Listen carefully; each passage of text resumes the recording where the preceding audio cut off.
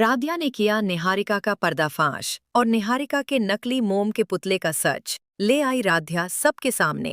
जी हाँ दोस्तों, जब राधिया को निहारिका के ऊपर शक होने लगता है और तभी राधिया रजनी का दिया हुआ हाथ का कलावा प्रथम के हाथ में बांध देती है, जिससे कि निहारिका का सच सबके सामने आ जाए और राधिया प्रथम और पुतले पर नजर बनाए रखें कि क्या सच में प्रथम सर निहारिका के साथ इतना फ्रेंडली है या फिर निहारिका का कोई बना बनाया साजिश है। इसी को पता लगाने के लिए राध्या तुरंत प्रथम के हाथ में एक कलावा बांध देती है और प्रथम को बोलती है कि प्रथम सर, आप इसको अपने हाथ में से निकलिएगा बिल्कुल नहीं। और तभी निहारिका का सच राध्या सबके सामने ले आकर के निहारिका को बेनकाब कर देती है, क्योंकि निहारिका प्लान बनाई होती है कि राध्या को मित्तल परिवार से बाहर निकालने के लिए सबसे पहले प्रथम और राध्या को एक दूसरे से दूर करना होगा और तभी राध्या प्रथम को छोड़ करके हमेशा हमेशा के लिए मित्तल परिवार से बाहर जा सकती है। लेकिन शायद निहारिका ये भूल चुकी होती है कि राध्या किसी भी हालत में प्रथम से दूर नहीं जाने वाली है। और जैसे ही मित्तल परिवार के सामने निहारिका का सच आता है कि निहारिका ने प्रथम के मोम के पुतले के साथ इस तरह की घटिया हरकत की है और राध्या को धोखा देने की कोशिश की है, वो तुरंत प्रथम निहारिका को धक्के मार करके मित्तल परिवार से बाहर निकाल लेते हैं और बोल देता है कि निहारिका, तुम मेरी पत्नी राध्या को इतना ज्यादा परेशान कर रही थी, मैं तुम्हें सिर्फ अपना दोस्त समझता था, लेकिन तुम तो हमारा परिवार ही तोड़ने पर लगी हुई हो। वहीं दूसरी तरफ प्रथम के पापा यानी ओमकार जी निहारिका पर बहुत ज्यादा गुस्सा हो जाते हैं और अपनी पत्नी रजनी से बोलते हैं, रजनी, इस निहारिका को मित्तल परिवार में रोकना बिल्कुल ठीक नहीं है, क्योंकि जब तक ये रहेगी मित्तल परिवार में तब तक षड्यंत्र करती रहेगी।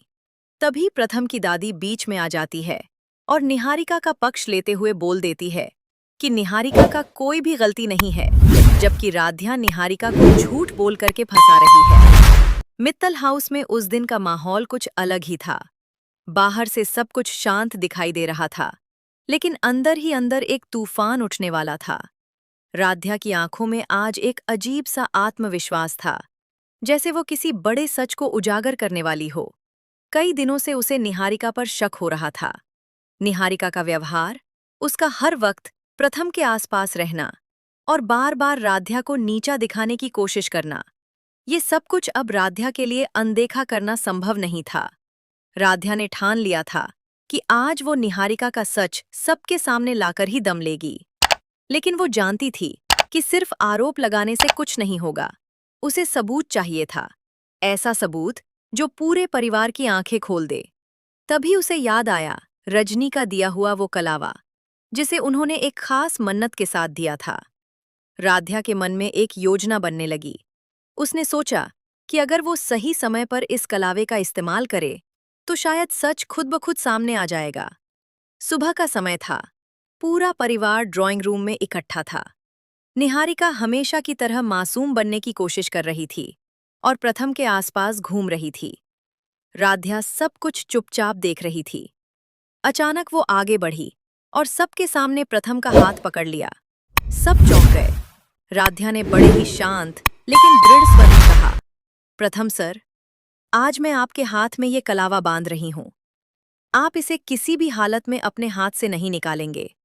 हालांकि दोस्तों, अगर आप लोग भी प्रथम और राध्या को पसंद करते हैं तो अभी इस वीडियो को लाइक करके चैनल को सब्सक्राइब करिए और कमेंट बॉक्स में आई सपोर्ट राध्या जरूर लिखे। प्रथम थोड़ा हैरान था, लेकिन राध्या की आंखों में जो विश्वास था, उसने बिना कुछ पूछे हामी भर दी। राध्या ने धीरे से उसके हाथ में कलावा बांधा और मन ही मन प्रार्थना की, अगर मेरा शक सही है तो आज सच सामने आ ही जाए।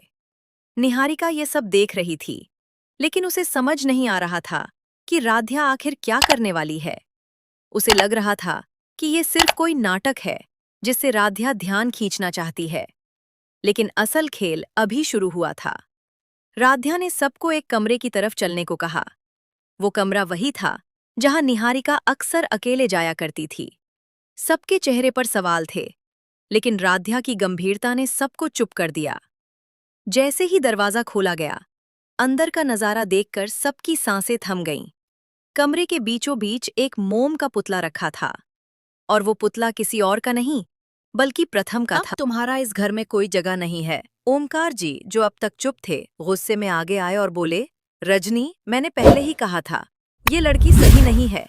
इसे घर में रखना हमारी सबसे बड़ी गलती थी। रजनी की आंखों में भी अब पछतावा साफ दिख रहा था। वो समझ चुकी थी